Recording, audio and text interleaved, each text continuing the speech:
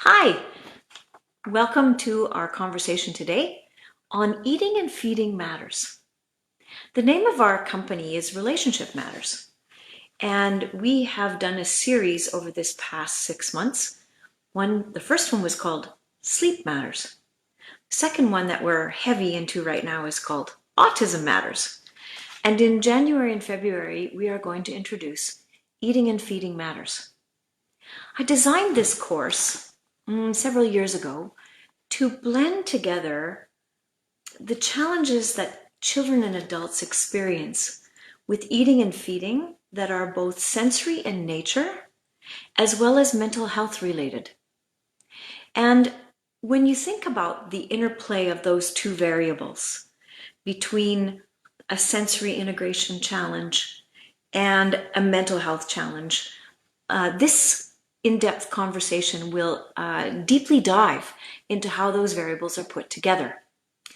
Our host is the Learning Workshop out of Toronto, and this series will begin on January 30th and go for 4 distinct dates: January 30th, January 31st, February 6th, and February 7th. And they are chunked into blocks. The first is January 30th from 11 till 12:30 Eastern Standard Time.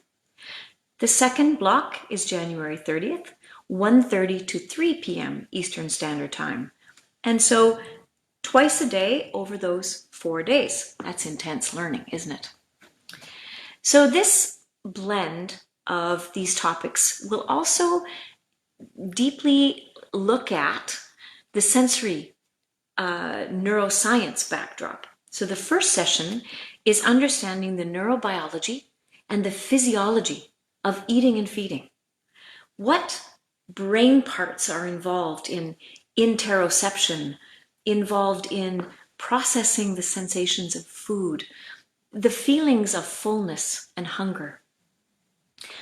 Segment number 3 and 4 will look at how sensory processing issues impact eating, feeding, and eating disorders like anorexia and bulimia. And what are some interventions for either a sensory processing related challenge or an eating disorder through the body, through the sensory lens? Segment number 5 is about attachment, one of my favorite topics, and how, if you're an adult feeding a child, attunement fits into this process of how do I feed my child? It's really hard to imagine another function that disrupts attachment more than feeding. If I can't feed my child, it interrupts that dance that goes on in a serve and return between a parent and their child. And when you are an adult and you have an eating and feeding disorder, how that fits into social engagement, social connection. So this really telescopes out and looks at this through the big picture. Segment number 6, goodness of fit.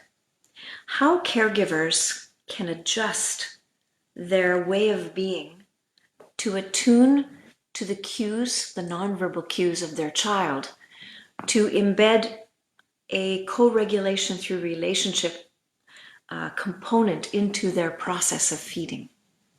And this is something that therapists are learning to coach parents to be more comfortable when their child experiences a feeding issue.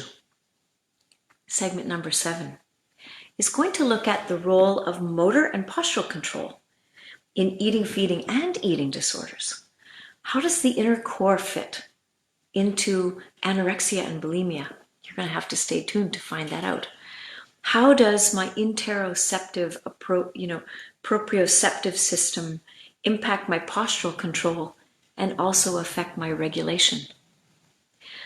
How do we bring the body into this process of eating and feeding? And in our last segment, we will pull all those pieces together and look at how to bring therapeutic intervention into a holistic view that looks at all aspects of how eating and feeding matters in the human experience. So join us for this 4-day series, 8-part series over 4 days, hosted by the Learning Workshop. To find out more information, go to www.thelearningworkshop.ca. We look forward to seeing you at this live event. Thank you very much and happy holidays.